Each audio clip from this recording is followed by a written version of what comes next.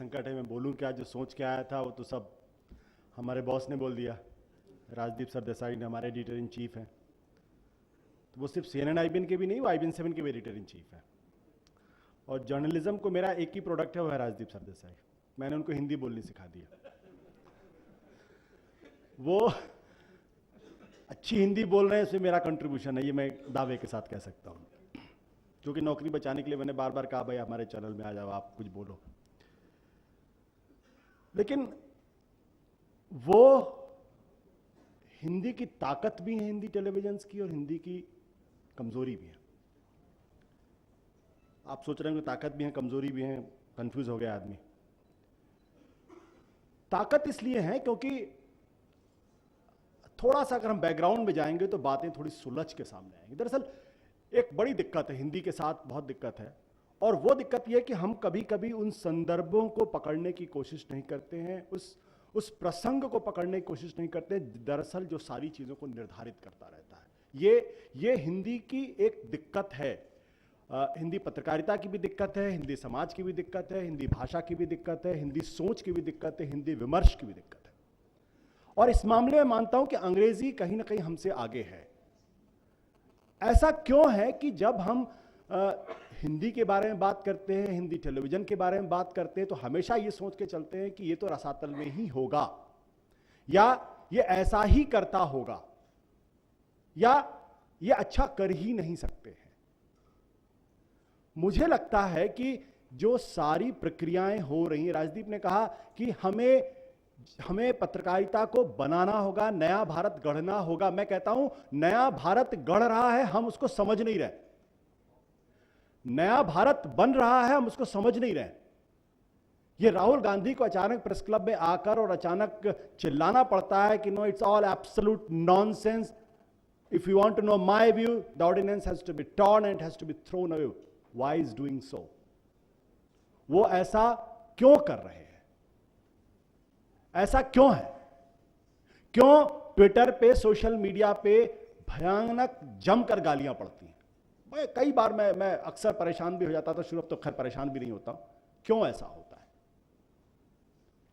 क्यों ऐसा होता है कि हम जब बैठे बैठे यहां पे बैठे रहते हैं तो किसी का भाषण चल रहा है और मैं बैठ के लगातार जो है अपना मोबाइल फोन ऑन करके दफ्तर के साथ कनेक्टेड हूं या उनसे बात करने की कोशिश कर रहा हूं, और हमें इस पर आपत्ति क्यों होती है? हम हमेशा आधा ग्लास खाली क्यों देखते हैं? इसलिए कि शायद हमें पूरा ग्लास देखने की आदत नहीं है, और हम बार बार यह कहने को मजबूर होते हैं कि पत्रकारिता या समाज या देश चौराहे पर खड़ा हुआ। जब मैं जेएनयू में पढ़ने गया था तो मुझे अच्छी तरीके से याद है, नया नया STD बूथ आया हुआ था और रात 11 बजे के बाद लाइन लगते थे। लाइन लगने के बाद हम वहां पे फोन किया करते थे और लंबी लाइन लगती थी और कभी कॉल लगता था, कभी कॉल नहीं लगता था। आज मैं इसको बार बार कहता हूं, जिन लोगों ने पहले सुना को शायद बोर हो जाएंगे, कि आज हम यमुना एक्सप्रेसवे पे 160 की स्पीड से चलते हुए अटलांटा में बैठे हुए अपने दोस्त से फोन पे बात करते हुए जा सकते हैं। क्या यह बदलाव नहीं है?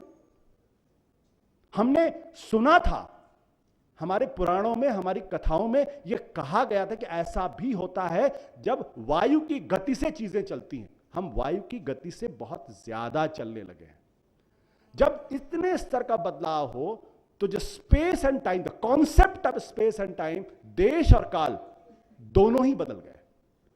तो जब स्पेस एंड टाइम, देश और काल दोनों ही बदल गए हैं, तो हम कहें कि पत्रकारिता नहीं बदलेगी और पत्रकारिता को हम पुराने मानदंड से ही नापेंगे और उस पर कहेंगे कि नहीं तुम बुरे हो, तुम अच्छे हो, तो शायद ये समस्या का या बातचीत का संदर्भ को काटकर देखने का नजरिया होगा जो शायद सही नहीं होगा।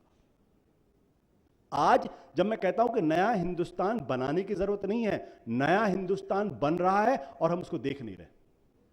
जब सिविलाइजेशनल चेंज होंगे, मैं फिर एक बात बड़ा कहने का, मुझे बड़ा मजा आता है उस बात को कहने में, वो ये है कि जब हम आज से 20 साल पहले, 25 साल पहले जब मैं अपने घर में लखनऊ में रहा करता था, तो चूल्हे के ऊपर माँ जो है वो दाल पकाया करती थी। उसको पकने में कम से कम 1 घंटे लगते थे। जिन्होंने चूल्हे में पकाया उनको अच्छी तरीके से पता है, अंगीठी में और चूल्हे पे 1 घंटे में कम से कम दाल पकती है।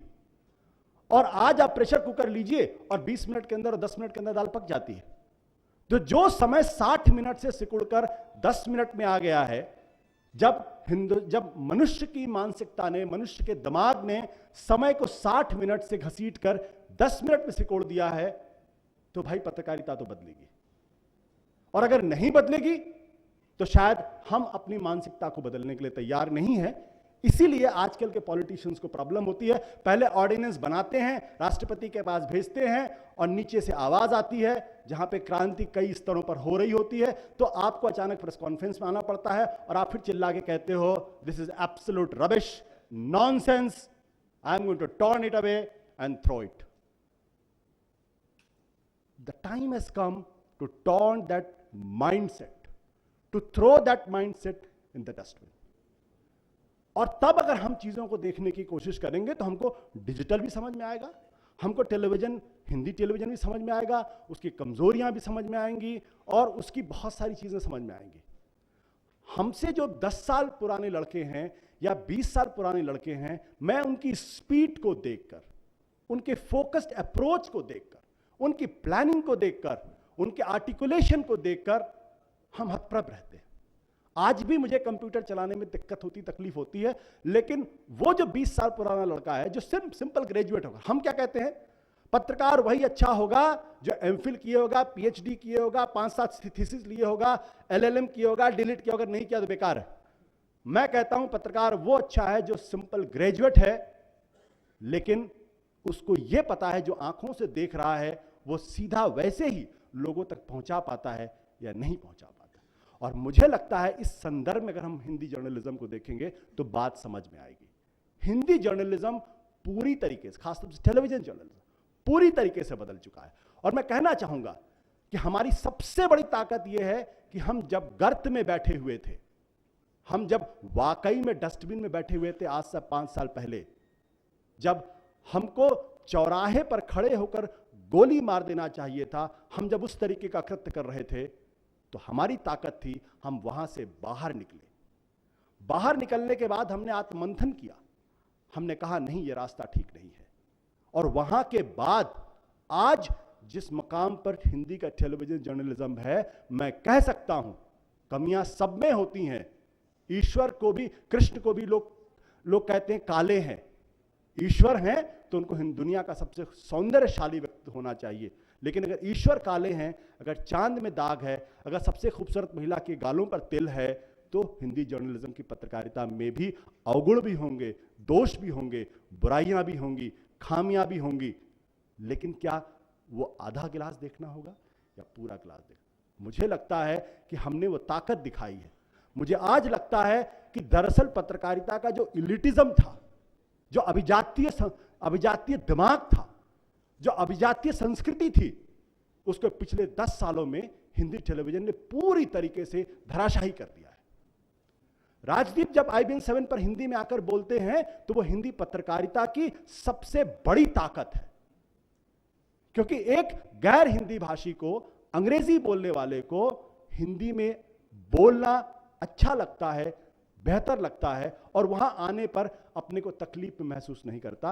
अन्यथा 2001 की बात है, जब मैं आज तक में हुआ करता था, उस वक्त आज तक को जो हिंदी का सबसे लार्जेस्ट सर्कुलेटेड चैनल था, 60%, 76% जिसकी व्यूअरशिप थी, उसको सीताराम येचुरी जैसे अंग्रेजी की सोच वाले लोग कहा करते थे चड्डी बनियान का चैनल है। वहां आना आज भी ऐसे कुछ बड़े इलिटिस्ट माइंड के इंटेलेक्चुअल्स हैं, जो राजनेता है, जो हिंदी में आने को दिक्कत होती है, हिंदी में नहीं आना चाहते, क्योंकि उनको लगता है कि थोड़ा हमसे नीचे है। हमारी जो सोच है उसमें, दरअसल उनकी सोच में कमी है, नीचे नहीं है। तो जो हाल भारतीय राजनीति का हुआ कि जब डेमोक्रेटाइजेशन बढ़ेगा, जब लोकतांत्रिकरण बढ़ेगा, जब जमीन के अंदर लोकतांत्रिक स्पंदन आवाज देने लगेगा, जब वो जलजला पैदा करेगा, जब वो कोलाहल पैदा करेगा, तो मुलायम सिंह यादव पैदा होंगे, मायावती पैदा होंगे, लालू प्रसाद यादव पैदा होंगे, क्योंकि ये जमीन के लोग हैं। पहली पीढ़ी को देखकर हम इनको जरूर निश्चित रूप से इनको हम कहेंगे कि नहीं, ये कैसे राजनेता है, क्योंकि ये समाज के ब्राह्मणों की तरह, माफ करिएगा, ब्राह्मण किसी एक जाति के बारे में नहीं कह रहा हूं, समाज के ब्राह्मण के बारे में जो अभिजातीय मानसिकता है, उस मानसिकता के तहत, उस पैमाने में हमको लगता है कि ये कैसे भदेश गंवार जाहिल किस्म के लोग हैं जो राजनीति में आ गए हैं, इनको तो होना ही नहीं चाहिए। बट वो ये नहीं सोचते कि जब आपने भारत के संविधान के तहत सबको बराबरी का हक दिया, तो ब्राह्मण क्षत्रिय बाबू साहब के सामने उस गांव का जो सबसे कमजोर तबके का था, जिसको गांधी जी दरिद्र नारायण कहा करते थे, वो जब बराबरी पर खड़ा होगा तो भाई वो भदेशी ही होगा, वो जाहिल गंवार ही होगा, वो गंवई ही होगा। वो जब अंग्रेजी बोलेगा तो आपको हंसी भी आएगी, लालू की तरीके से उसका मस्खरापन भी करेंगे, लेकिन हकीकत में क्या दिल में हाथ रखकर आप सोचना चाहते हैं कि भारत के संविधान, भारत का जो लोकतंत्र है, ये इसकी सबसे बड़ी विजय है, और इससे बड़ी विजय दुनिया के इतिहास में कभी लिखी नहीं गई, कभी नहीं हुआ ऐसा। क्योंकि भारतीय समाज ईसा से कई सौ साल पहले भी श्रेणीबद्ध था, हायरार्किकल था। उस हायरार्की को भारत के संविधान ने एक पल में तोड़ दिया। तो जब तोड़ा, और जब वो नीचे का आदमी ऊपर आएगा, तो वो अपने साथ अपनी कमजोरियों को लेकर भी आएगा, वो आपकी भाषा में बात नहीं करेगा। और शायद हिंदी टेलीविजन के साथ आज ये दिक्कत हो सकती है, इसलिए उसको अभिजातीय मानसिकता के साथ देखेंगे या उस अंदाज से देखेंगे तो तकलीफ होगी।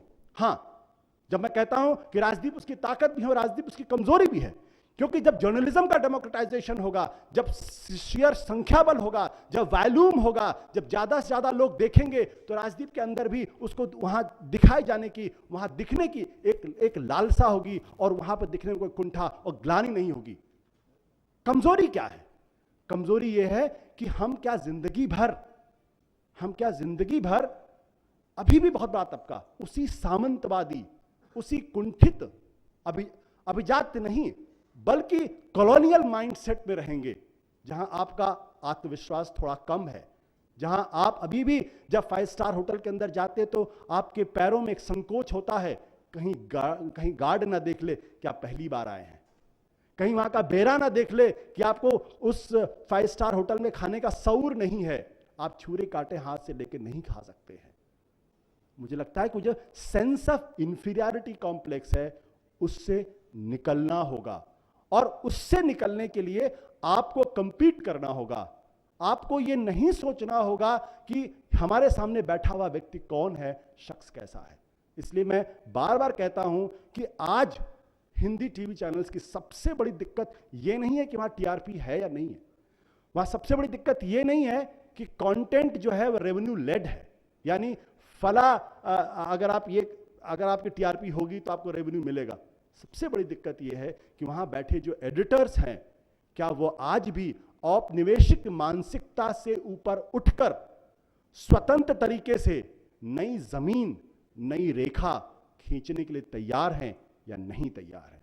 और ऐसे में मुझे वो प्रसंग याद आता है जो अंग्रेजी के लिए भी ठीक है और हिंदी के लिए भी ठीक है, और वो ये है कि 1967 में जब वियतनाम वॉर पे फिल्म बनाने के लिए वॉल्टर क्रॉन्काइट वियतनाम गए और लौट कर आए, और जो डॉक्यूमेंट्री उन्होंने एक घंटे की बनाई, तो उस डॉक्यूमेंट्री का जब प्रसारण हुआ, जब लिंडन बी जॉनसन जो अमेरिका के प्रेसिडेंट थे, उनको कहा गया कि Walter is saying that US has lost election, then Lyndon B Johnson said if Walter is saying then certainly I have lost America's middle class.